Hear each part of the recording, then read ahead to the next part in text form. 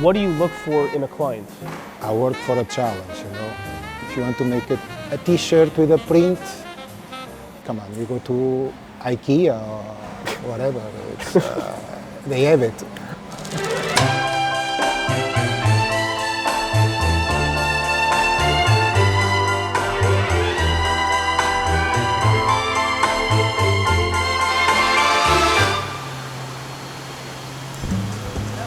My full name is José Francisco Teixeira Pereira. And what is the name of your factory? Texmin. Textile of Minho. Portugal is composed by different regions. This one is Minho. Textile of Minho, Texmin. Texmin. Oh, that's it. Não vai não. Agora. Everything starts here with the client. We sit down, what is the challenge that he comes to us, either it's a basic t-shirt or a pant, a suit, a shirt, a hat, underwear, apart from shoes, whatever he wants to start his own collections, his own brand. After that is settled, we go to the fabrics. So you're basically storing fabrics for brands and then they come and they use from those existing fabrics, sometimes add new ones, that's the idea? Yes. I gotcha. And you have no problem storing those fabrics here for a while for those brands? That's a service you offer. No problem.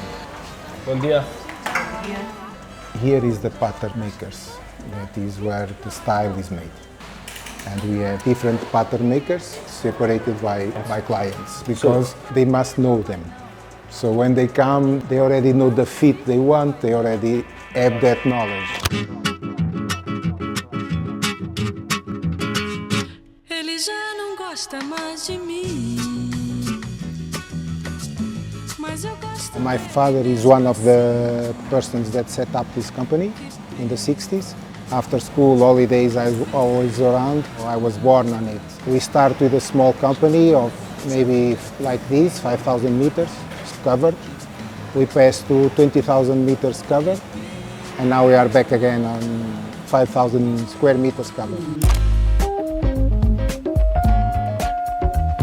Here is the preparation of the fabrics. After the pattern is settled and the fabric is decided, then we need to go to the cutting part. The roll of fabric is put on top of the machine. It's laid out and it goes back and forth. The length of this segment of fabric from here all the way to here is exactly the length that's programmed on that machine. That machine follows the patterns that those three pattern makers is putting together. So this rectangle over here represents that roll of fabric right there. Then the panels are going to be laid out accordingly, and then it's going to start getting cut. And basically, depending on the number of sizes, the size distribution, right? Sometimes you want 2 mediums, 1 small, 2 larges, 1 extra large, because more people wear medium and large than small. It's going to cut out twice as many mediums and larges as it will smalls and extra larges. Everything we control at 100%, and if the lady finds a defect, they go back to the cutting, they pick up a roll of fabric and they replace the piece. And they'll cut it by hand in that case? Yes. Here we have a second separation that is for the garments. If they are going to be printed, embroidery or something else on it, they make a separation. And the reason for that is because it's much easier to embroider on the panel than it is, for example, to embroider on the fully sewn garment, right? Especially on the prints. And when you're doing big prints, it's very difficult, Very right? difficult to get the quality.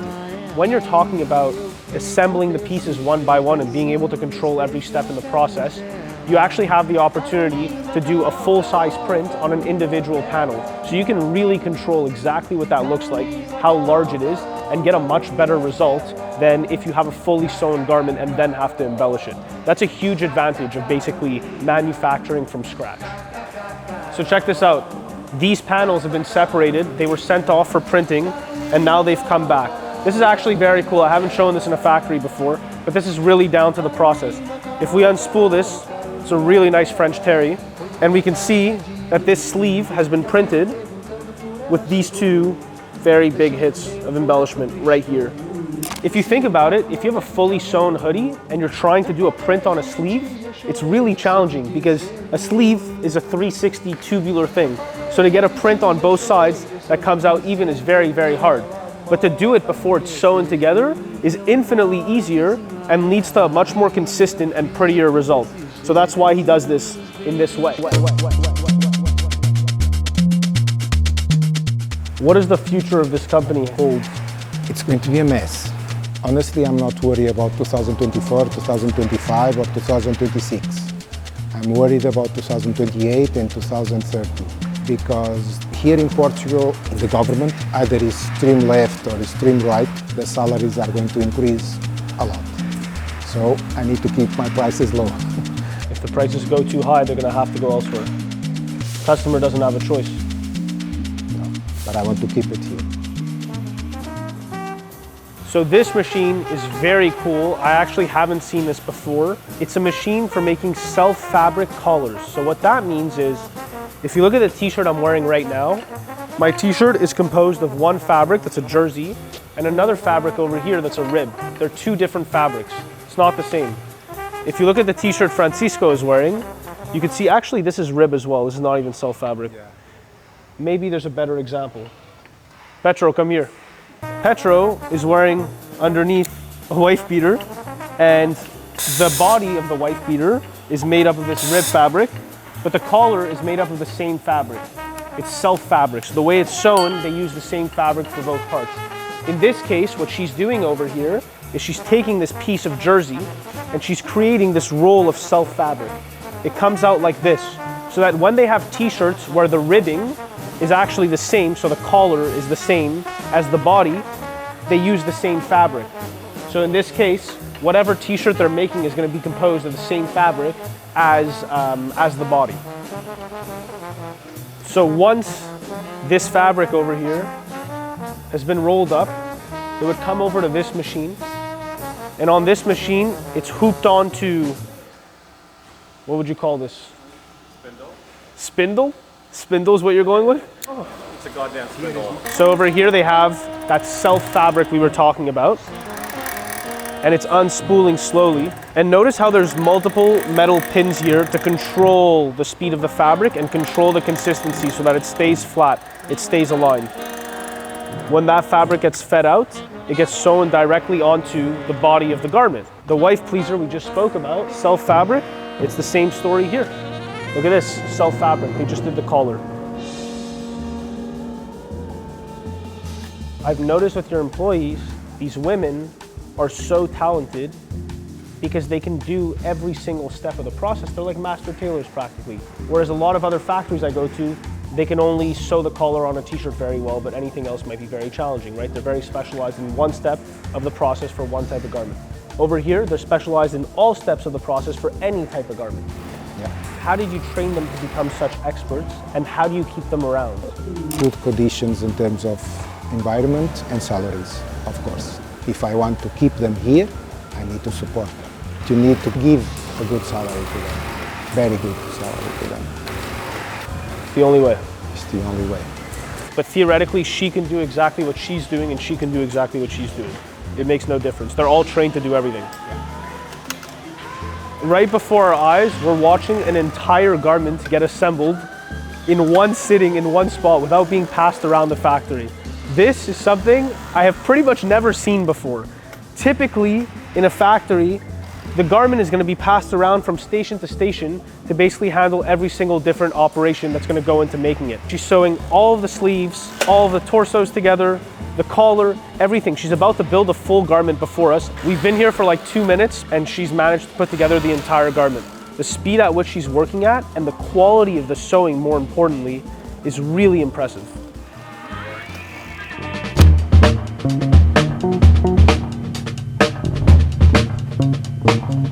Here is where we make the real final inspection.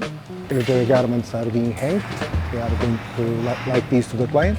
If not, we put on the boxes. Okay, so for this process, since these are dresses, the ironing process is a little bit different, right? They have to steam them. When all is said and done, the plastic comes down, it's tear away, it's already cut to the dimensions, it has the brand's logo printed on it. She rips it off, hangs the dress. It's ready to be shipped to the customer. And that's how it's done. So do you think the future of Portuguese factories is very challenging? Like, do you think a lot of these factories are going to struggle? A lot. And, a lot. You know, we've spoken to a few factory owners. We've noticed it's a trend. They're saying that a lot of factories have been closing. over the last 5 years. Is that something you've seen happen as well? And will continue. And will continue. And will continue. Why do you think most factories have been closing? Because they focus on the price. They focus on one product. They didn't create the variety. They are not open to flexibility. I work for a challenge, you know. If you want to make a t-shirt or a sweater, it's okay. But if you want to destroy a sweater, if you want to put gold on the sweater, if you want to make the sweater something different, if you want to make the sweater with iron, okay. So you like challenges? I like challenges. To make a t-shirt with a print, come on, you go to IKEA or whatever, it's, they have it. They have it, everybody has that. Just change the print.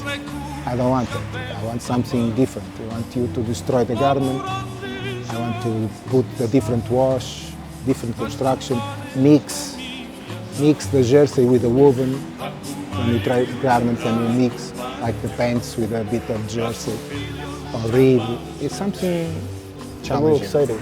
Yes, because it's something that, it's what keeps me here. And what is the name of your factory? Texmin.